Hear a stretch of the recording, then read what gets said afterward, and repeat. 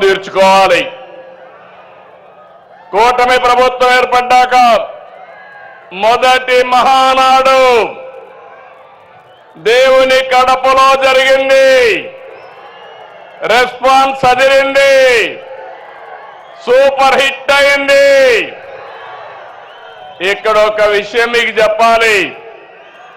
గత ఏడాది 2వ తేదీ ప్రజాగళం ఎన్నికల సభలో కడపకొచ్చాను. ఆ రోజు ఒక మాట చెప్పాను, కడప రాజకీయం మారుతోంది, కడప గడపలో మార్పు స్పష్టంగా కనిపిస్తుందని ఆ రోజు చెప్పాను.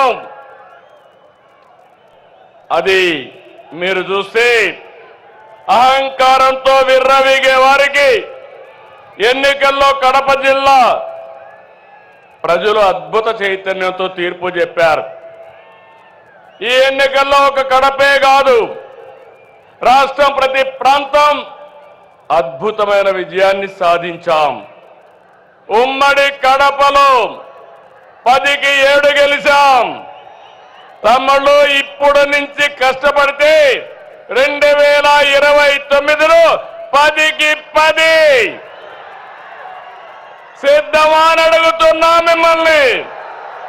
సిద్ధమా తమ్ముళ్ళు అడుగుతున్నా, ఆడబిడ్డలు సిద్ధమా అని అడుగుతున్నా.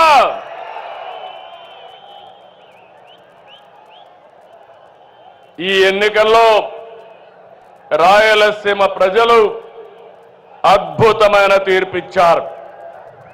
52 సీట్లకి 45 సీట్లు కూటమిని గెలిపించారు. ఇందులో టీడీపీ 40 దాకా గెలిపించారు.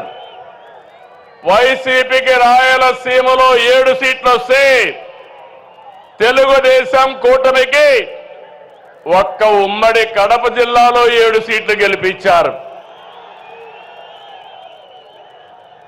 ప్రజా తీర్పు మళ్ళీ మనకు ఒక బాధ్యత గుర్తు చేసింది. కానీ ఈ తీర్పును మనం అర్థం చేసుకున్నాం.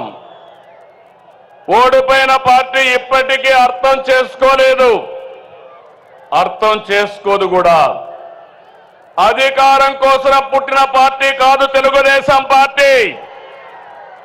ప్రజల జీవితాల్లో మార్చడానికి, మార్పు తేవడానికి పుట్టిన పార్టీ తెలుగుదేశం పార్టీ.